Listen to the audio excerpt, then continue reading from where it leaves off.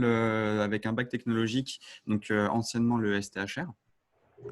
Donc, je suis sur l'ancienne version. J'ai fait toutes les anciennes versions de ce que vous faites actuellement, on va dire. Et donc, après ce bac technologique, donc j'ai intégré l'internat, moi, dès la première année d'ouverture. Et j'ai derrière donc, continué avec le BTS en option A, donc, qui était avant, à l'époque, c'était gestion hôtelière et marketing. Donc j'ai fait ça et en fait, donc ça fait maintenant un peu plus d'un an que j'ai intégré l'EDEC donc sur Lille et donc je suis en alternance donc dans le groupe Beaumarly en tant que contrôleur de gestion et j'ai intégré le programme donc, des bachelors en 3e et 4e année.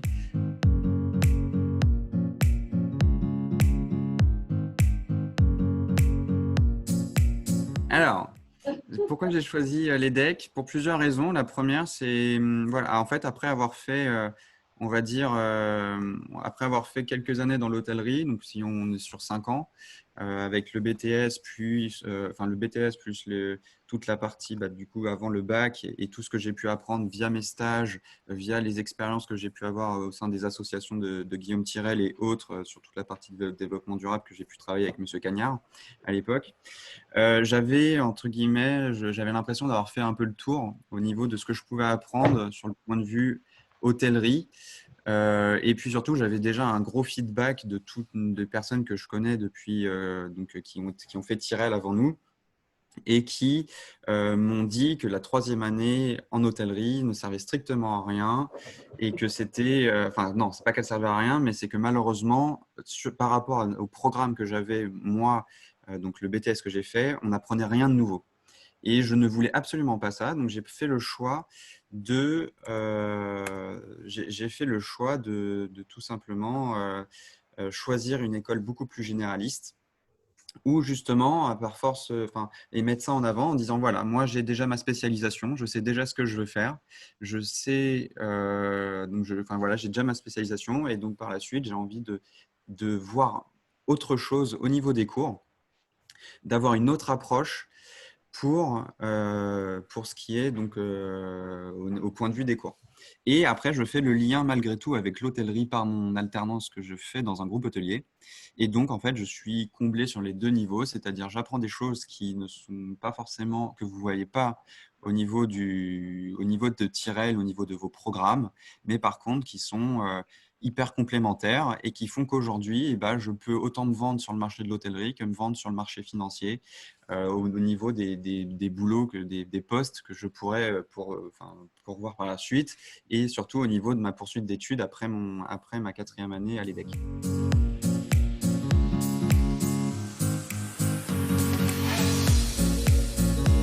Déjà un peu être curieux, de regarder un peu ce qui se fait au niveau des classements des écoles, au niveau de ce qui peut s'offrir à vous. Surtout, ce qui est intéressant, c'est qu'aujourd'hui, vous êtes dans le secteur auquel on travaille et ce qui se passe actuellement. Il y a beaucoup de choses qui peuvent être remises en question, de savoir est-ce qu'il faut continuer nos études là-dedans? Est-ce qu'on ne serait pas force de proposition en arrivant sur le marché, en finançant nos études dans ce secteur-là et donc pouvoir offrir un second souffle au niveau des idées pour comment travailler d'une nouvelle manière, parce que l'hôtellerie est totalement revue, que ce soit l'hôtellerie et la restauration, tout a changé et va changer du moins. Et donc, voilà, donc déjà d'être curieux donc à votre niveau, et puis oui, vous y prendre tôt sur votre choix d'école. Voilà. Moi, j'étais plutôt parti, comment j'ai travaillé, c'est que je suis parti de ce que je voulais faire, donc c'est-à-dire comme métier, et je suis redescendu par rapport à là où j'en suis actuellement, c'est-à-dire à votre niveau quand j'étais en première année. Voilà, je me suis dit, OK, il me reste entre 4 et 5 ans, qu'est-ce que je fais de ces années-là? Et donc, j'ai travaillé, je me suis dit, bon, il y a l'ESSEC, il y a l'EDEC, il y avait d'autres écoles de commerce. Donc ça, c'est voilà, c'est les deux premiers conseils que je peux vous donner, c'est-à-dire être curieux et puis commencer assez tôt. Et un troisième conseil que je pourrais vous donner, c'est de ne pas vous sous-estimer en sortant de Tirel, parce que vous avez une force, on a un enseignement qui est fait là-bas, qui est vraiment très, très bon, et qui fait qu'aujourd'hui, quand on se compare avec d'autres écoles, que ce soit des écoles donc dans l'hôtellerie que ce soit du privé, donc par exemple Vatel, que ce soit Jean Drouin, que ce soit d'autres écoles, et même avec des écoles de commerce, eh ben, on se rend compte que finalement, on n'est absolument pas largué. Et que justement, on a même vu et on voit des choses que eux n'ont pas vues et qu'on, du coup, moi par exemple, l'année dernière, donc, enfin, sur mon année de troisième année de bachelor, et ben pour être totalement honnête, même si je voyais les choses d'une autre manière, d'un autre angle, parce que ça pue l'angle hôtellerie-restauration, mais les bases, les fondamentaux, c'était des choses qu'on avait déjà vues, que ce soit en gestion ou en marketing.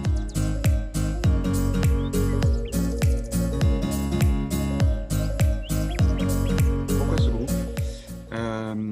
Alors, je vais être totalement honnête avec vous et comme enfin, ils le savent très bien au niveau de mon groupe, c'est qu'au début, je ne me voyais pas forcément faire de la restauration. C'est-à-dire, j'étais beaucoup plus un profil dédié sur de l'hôtellerie, sur le luxe, sur le très haut de gamme, ayant travaillé que ce soit au Plaza ou que par mes différentes expériences, voilà, j'étais plutôt basé sur le haut de gamme. J'ai eu la chance de rencontrer et voilà, de pouvoir intégrer le groupe Beaumarly. Donc, et pourquoi ce groupe maintenant et pourquoi j'en suis très content d'être là et je ne changerai plus, enfin, j'en changerai pas sur mon alternance, c'est parce qu'aujourd'hui, notre force, c'est qu'on a de la restauration et de l'hôtellerie sur Paris et aussi sur Nice, mais de tout niveau, de toute gamme et de toute prestation. C'est-à-dire, on fait de la brasserie parisienne touristique avec des établissements. Je vous montrerai si vous voulez, j'ai un petit document que je pourrais partager à l'écran un petit document ouais, sur le groupe, où donc on fait on va dire une offre touristique, mais on va aussi avoir de l'offre prestigieuse. Notamment, moi, je m'occupe de la Maison du Caviar et des Jardins du Presbourg, qui sont deux très gros établissements aujourd'hui sur notre groupe. Et on a aussi donc des bistrots plutôt de quartier. Voilà, on a vraiment un panel hyper complet. Et jusqu'à avant le Covid, on avait un 2 étoiles Michelin, mais qui malheureusement a fermé avec le Covid. Et en plus de ça, on a donc des hôtels. On a des hôtels, donc on va avoir l'hôtel Tout Mieux, donc, qui appartient à Beaumarly, mais on travaille aussi, ça appartient au groupe, mais c'est une autre marque qui s'appelle Les Corsos. Donc ça, c'est des bistrots italiens et très très sympa, très accessibles, on va dire. Et on va avoir le groupe Amour, les hôtels Amour, qui vont avoir un cachet assez particulier et bien atypique. Et voilà, donc c'est pour ça que, de un, pourquoi ce groupe, pourquoi ça me plaît d'être là, et après aussi pourquoi ce poste en tant que contrôleur de gestion, c'est parce que ça me permet, après avoir fait de l'opérationnel avec tous mes stages que j'ai fait, que ce soit à Tyrell, enfin, de mes différentes expériences, j'avais besoin de voir une partie fonctionnelle et pouvoir allier donc la gestion et de ce que j'ai vu sur le terrain. Et c'est chez Beaumarly, en tout cas, parce que la contrôle de gestion va être différente dans chaque établissement, dans chaque groupe. Mais en tout cas, moi, c'est un contrôle de gestion, ce qu'on appelle opérationnel, parce que je suis tous les jours sur le terrain et je vais donc avoir un contact continu. Je vais pouvoir manager et travailler avec les directeurs de chaque établissement. Je vais travailler tant sur le point de vue salle, donc c'est-à-dire la gestion des stocks de vin jusqu'à la vente. Donc, je détermine les prix de vente. Je m'occupe des cartes aussi avec les chefs de cuisine. C'est-à-dire, je fais des réunions pratiquement toutes les 3 semaines avec eux pour revoir avec eux leurs recettes, leurs fiches techniques. Je fais des fiches techniques, je coste des fiches techniques. C'est-à-dire que après, donc ça c'est le côté opérationnel, et après j'ai le côté fonctionnel. Donc ça va être relations fournisseurs, parce que après avec ce poste-là, on devient un peu une bible de de tout ce qui peut exister comme prix de produits chez les fournisseurs et tout ça. Et voilà, donc c'est hyper complet et c'est ça qui me plaît dans le poste auquel je suis. Et puis c'est aussi avoir toutes les responsabilités que je peux avoir. Parce qu'aujourd'hui, je m'occupe donc de 2 établissements en totale autonomie et j'aide un de mes collègues sur 2 autres établissements.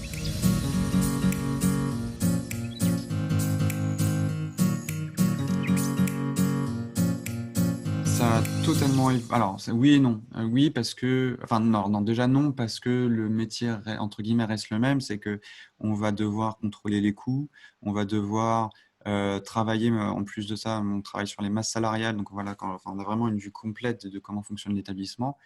Qu'est-ce qui a changé? C'est qu'on travaille beaucoup plus sur le vif. C'est-à-dire qu'on a besoin de donner aux gérants du groupe des chiffres à J-2.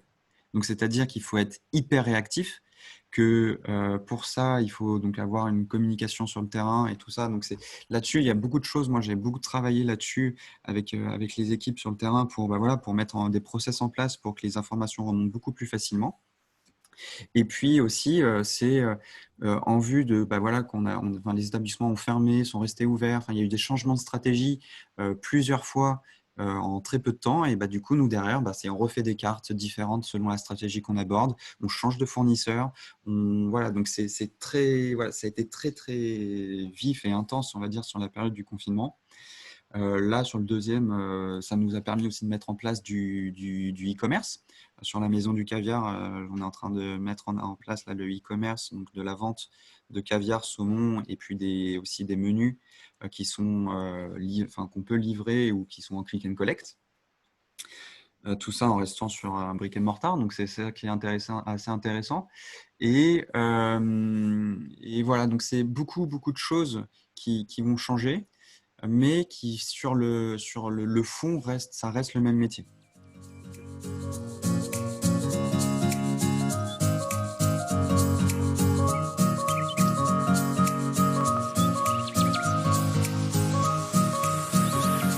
Alors pour quelle raison? C'est parce que justement avec ce qui se passe en ce moment, c'est que c'est le seul moyen. Par exemple, c'est aujourd'hui, si on veut avoir un restaurant qui tourne, voilà, il faut faire de la vente à emporter.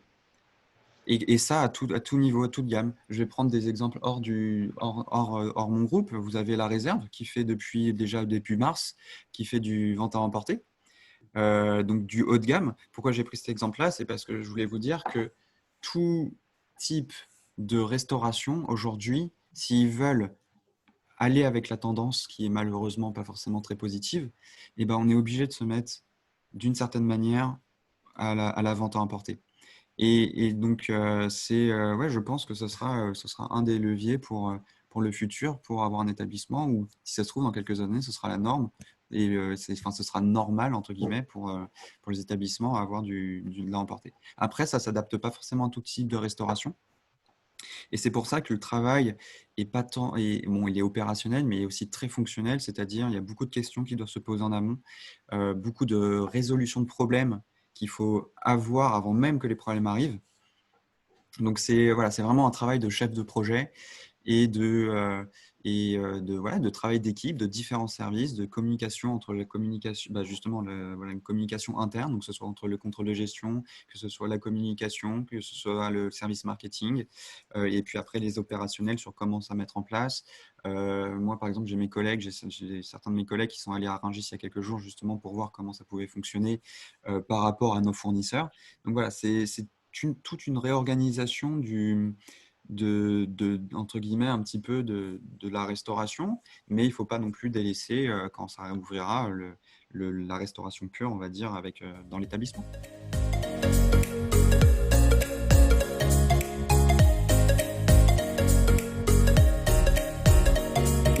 Alors, là, je ne sais pas pourquoi, j'ai l'impression que ça ne va pas fonctionner aujourd'hui ma vidéo, mais par exemple, je suis au travail. Je suis au siège. Le télétravail, donc rien à voir avec le télétravail n'a pas de lien avec les prêts garantis par l'État, hein, mais on va dire que nous, en fait, on va faire du télétravail, on va finir par faire du télétravail, mais aujourd'hui, du moins mon service, on ne peut pas être en télétravail parce qu'il y a de la gestion donc de factures, toute la partie facture et pouvoir travailler on travaille en étroite collaboration avec la comptabilité.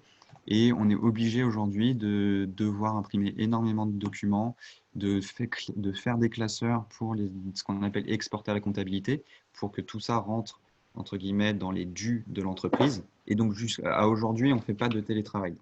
Après, quand cette partie-là sera terminée, oui, on fera du télétravail.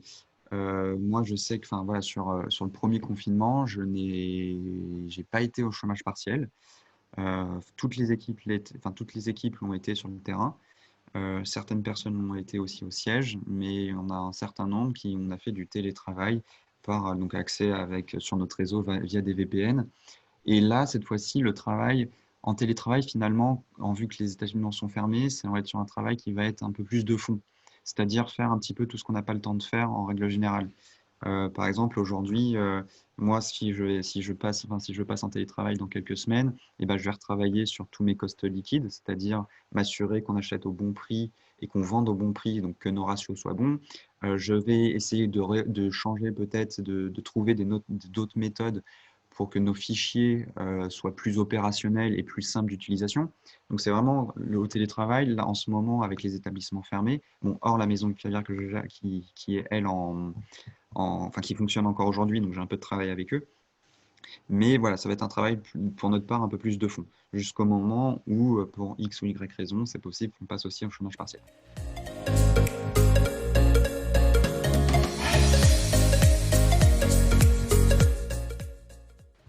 Alors moi, je suis un pro-terrain, donc c'est-à-dire que je trouve ça, enfin, je ne, je pense, alors c'est un point de vue personnel, hein. Je pense qu'aujourd'hui, si on va avoir une bonne gestion, que ce soit financière, que ce soit de point de vue trésorerie, il faut qu'on ait une connaissance complète du terrain. Et donc par cela, je pense que sur toute la partie, donc on va dire le back-office ou les gens, enfin, au niveau du siège, on va être malgré tout obligé, quand les établissements sont ouverts, de retourner dans les établissements. Parce que voilà, c'est primordial enfin, pour moi, si on veut bien gérer donc les coûts, qu'on veut bien gérer notre rentabilité, on est obligé d'être sur le terrain, voir ce qui se passe, discuter avec les équipes, s'assurer que, enfin, parce qu'en fait, on apprend des informations complètement, enfin, en fait, on va avoir une information qui va être dite de différentes manières, et donc de ces différentes manières-là, on va réussir à avoir une information globale et générale vue par différents points de vue. Et donc, ce qui nous permet de prendre une décision qui est enfin pour moi, qui est plus générale et plus, voilà, qui peut correspondre à plus de monde et pas forcément seulement sur le point de vue fonctionnel.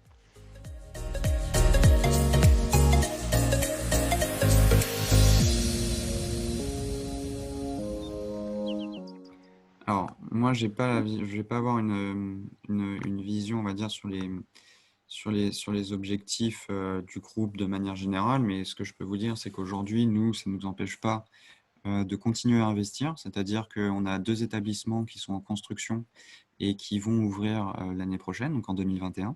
Où ça? Où ça, s'il vous plaît? Alors il y en aura un qui, actuellement, il va avoir alors l'Aventure, en fait, enfin, c'est la société qui s'appelle l'Aventure, qui est un. Est-ce que vous connaissez un petit peu le Matignon, le restaurant et club Matignon? Parce que Beaumarly ne fait pas que la restauration et de l'hôtellerie, on fait aussi des clubs. Donc en fait, voilà, le Matignon, c'est un très très gros club sur Paris qui se situe au 3 avenue Matignon, donc juste à côté de la réserve. Et on va dire que l'aventure aujourd'hui, ça va être un petit peu le même style d'établissement, mais qui va être un peu plus haut qui va être au niveau de l'Arc de Triomphe. Donc voilà, donc il y a celui-là qui est déjà, en fait, voilà, ce sont des choses qui sont, enfin, c'est un établissement qui est en travaux et qui donc ouvrira courant 2021, je pense, si tout se passe bien. Et après, le deuxième, je ne peux pas vous en dire plus. Je sais, voilà, je sais qu'il y en a un deuxième qui va ouvrir, mais je ne peux pas vous en dire plus à ce sujet.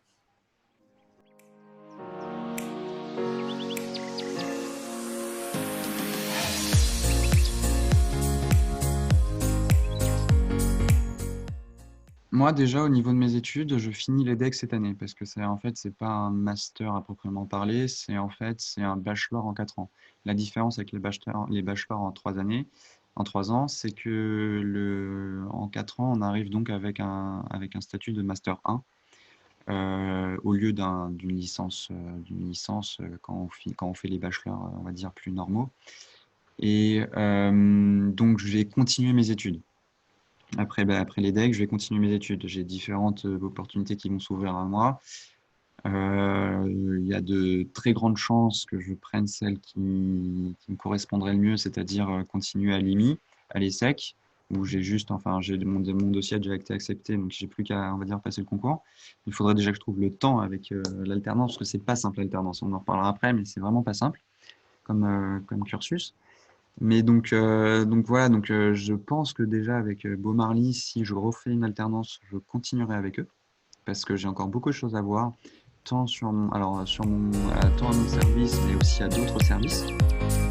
mais plutôt la partie, une autre partie moi qui va m'intéresser parce que aussi je monte au niveau des grades d'études, on va dire, enfin au niveau des niveaux d'études, ce serait de voir la partie investissement et de voir plutôt la partie de contrôle financier.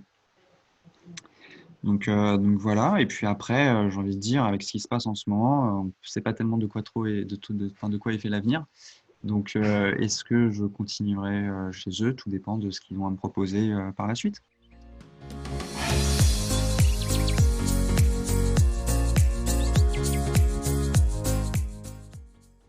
Au début, quand j'étais, je crois que c'était sur votre année à vous, je m'étais toujours dit je ne ferai jamais d'alternance.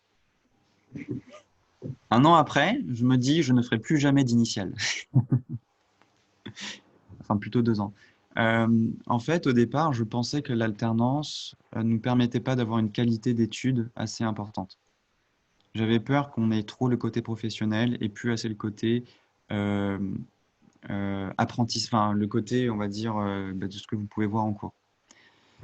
Donc, les avantages donc, de l'alternance, c'est donc de pouvoir, enfin, déjà dans un premier temps, c'est le point de vue CV. C'est qu'aujourd'hui, on arrive sur le marché avec de l'expérience en étant jeune et qui plus est, si on fait, si vous êtes ambitieux, et il faut l'être en sortant de Tirel, ça je tiens à le dire, euh, c'est que voilà, c'est qu'on peut afficher une bonne école. Donc, c'est des choses qui sont quand même assez rares sur nos niveaux de. Enfin, quand on arrive sur le marché, on va dire. Donc, ça, l'alternance, voilà, c'est génial là-dessus. Sur un deuxième point, c'est que ça nous permet déjà de prendre en maturité énormément, de savoir quand on parle de X ou Y chose après en cours, et ben, en fait, on a de l'application derrière, donc on sait réellement de quoi on parle. Ça nous donne vraiment un intérêt concret à ce qu'on apprend. Voilà, il y a quand même un certain apport.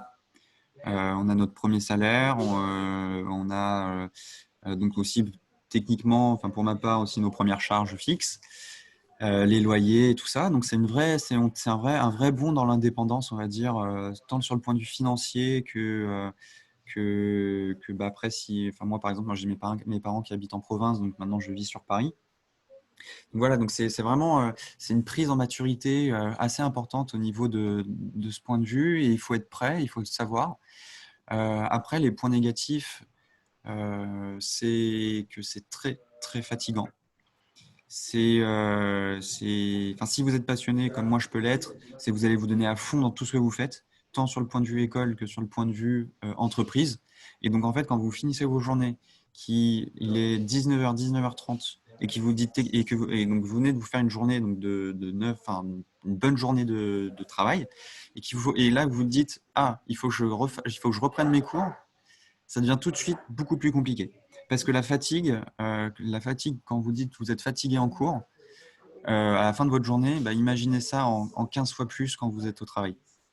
Parce que c'est une autre intensité et c'est ça qui est assez à la fois intéressant et à la fois dur de gérer quand on est alternant. Parce qu'il ne faut pas oublier que malgré tout, on reste des étudiants, qu'on a du travail scolaire, que derrière, on a des notes, que ces notes-là, on se retrouve derrière à devoir proposer on va devoir montrer nos bulletins pour choisir une école par la suite si dans mon cas par exemple j'ai besoin de changer d'études.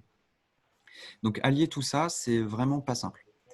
Mais donc voilà, donc ça c'est le plus gros point négatif que j'ai envie de dire, c'est il faut savoir gérer ça de la bonne manière et aussi savoir être raisonnable parce que c'est pour moi qui suis un très gros sportif, c'est je fais beaucoup moins de sport.